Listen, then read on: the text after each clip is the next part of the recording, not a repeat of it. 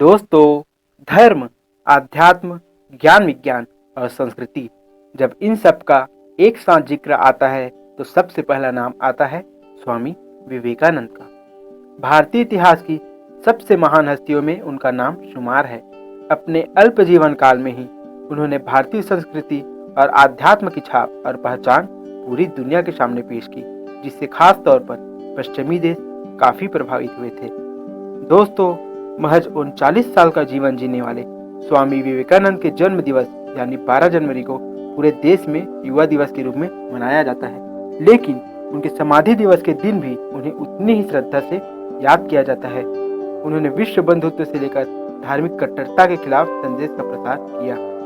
दोस्तों, सन 1893 में अमेरिका के शिकागो में विश्व धर्म सम्मेलन में दिया उनका भाषण आज भी किसी भारतीय के द्वारा दिए गए सबसे प्रभावी भाषणों में से एक माना जाता है। अपने संबोधन में स्वामी विवेकानंद ने सांप्रदायिकता, धार्मिक कट्टरता और हिंसा का जिस तरह से उल्लेख किया था, वह आज 125 साल के बाद भी उतने ही भयावह रूप में उपस्थित है। उन्होंने कहा था कि अगर यह बुराइयां न होती तो दुनिया आज से कहीं बेहतर जगह होती।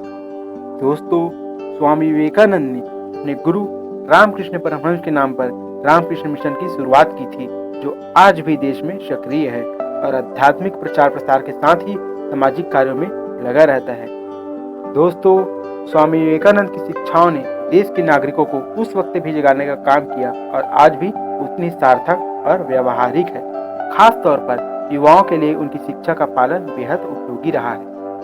दोस्तों, स्वामी विवेकानंद ने कहा था कि अगर किसी दिन आपके सामने कोई समस्या ना आए तो मान लेना कि आप गलत रास्ते पर चल रहे हैं। इसी तरह उन्होंने एक वक्त में एक ही कार्य पर ध्यान केंद्रित करने की सीख भी दी थी और कहा था कि उस काम को करते वक्त सब कुछ भूलकर पूरी आत्मा उसमें ही लगा देनी चाहिए।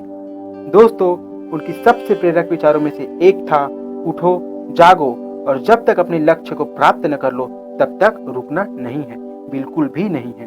तो दोस्तों, ये थी स्वामी विवेकानंद जी से जुड़ी वो बातें जो आज भी हमें अपने भारतवासी होने पर गौरवान्वित महसूस कराती है।